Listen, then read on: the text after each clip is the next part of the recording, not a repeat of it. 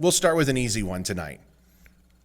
Tell us about who you are and why you're running for Scottsbluff City Council. Good day, all. My name's Kendall Palu. I am a Scottsbluff resident now for 2 years. 2019, I moved here in August of 2019 and didn't leave after the dual hailstorm totaled out my car. But I was born and raised in North Platte. Moved to California to go to school. Found out I could play golf year-round in California, so I stayed there. 2 years ago was offered the position here at Scottsbluff Country Club, and it's my dream job. My past includes being a golf professional at Pebble Beach Resorts and Carmel Valley Ranch, and then most recently in the desert of Southern California. The position came up here, and it's kind of been my dream job. I love it in Scottsbluff, and want to make Scottsbluff better tomorrow than it is today. And I would appreciate your vote. Thank you. Kendall, what do you feel the biggest issue facing the city is, and how would you work to improve it? Actually, nothing new here that hasn't already been said. The biggest thing for me as far as the city goes would be the city manager position. I want to thank Mayor McCarrigan and Councilman Green for sharing the news with that's going to be waiting until after the new council comes in, but I think that's very important. You know, he's the leader of the city, and we really need somebody here that can lead. But really, with that, it takes it's kind of twofold. It's a collaboration with council, and then also with the residents of the city. Currently, we have our chief of police who's filling in, and Liz from the office, which for me personally, that's kind of an issue. But I'm willing to wait until after the election to get a city manager in here. I feel the safety is very important, and the chief has better things to do than what the city manager should be doing. Other than that, things that stand out for me are tourism. Tourism is huge for our area. I know I'm at a private club, but we benefit from tourism, and I think we need to focus on positives for the city. One last thing is the project currently going on 18th Street and East Overland. Kendall, as the city looks to hire a new city manager, what leadership qualities are imperative to set Scottsbluff up for success not only tomorrow but for years to come?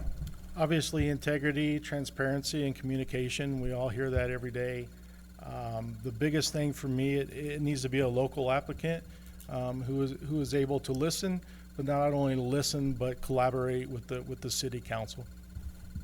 Kendall, how does the city solve the issue of aging and failing water and wastewater infrastructure? Again, I think it starts with the city manager, someone who can come in and assess the issues and provide a solution and an opinion. But I also think that the head of the water department, his opinion is valuable, and we need to look at other areas and how they've been able to solve it. Kendall, what ideas do you have for improving availability and affordability of workforce housing in the area?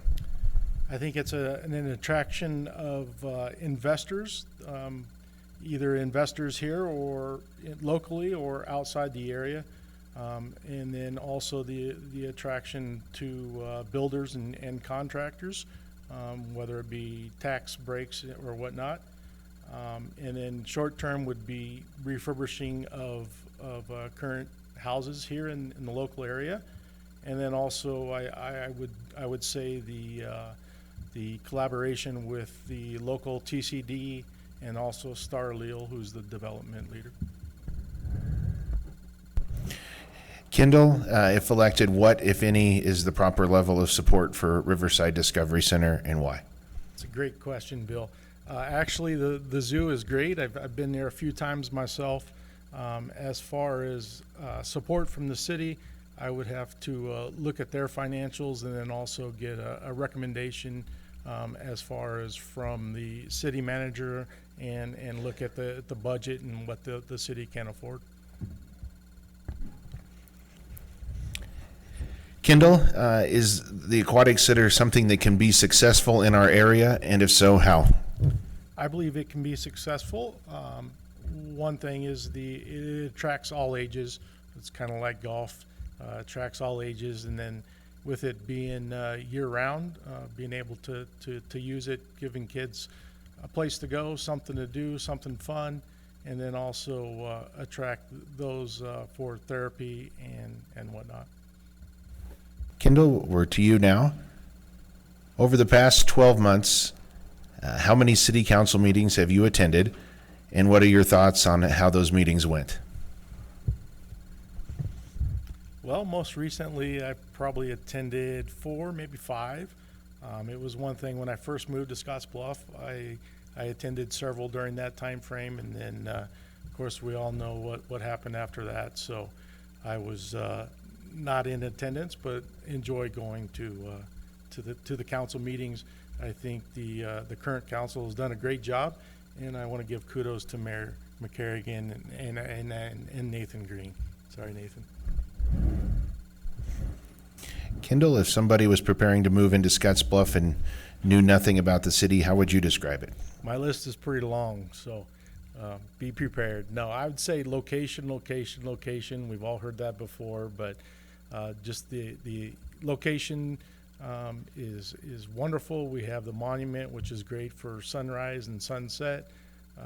Within 3 hours, you can be in Denver. If you need the big city, you can go to Deadwood. You can go to Devil's Tower. Just the outdoor availability and things that you can do outdoors, whether it be hunting, fishing.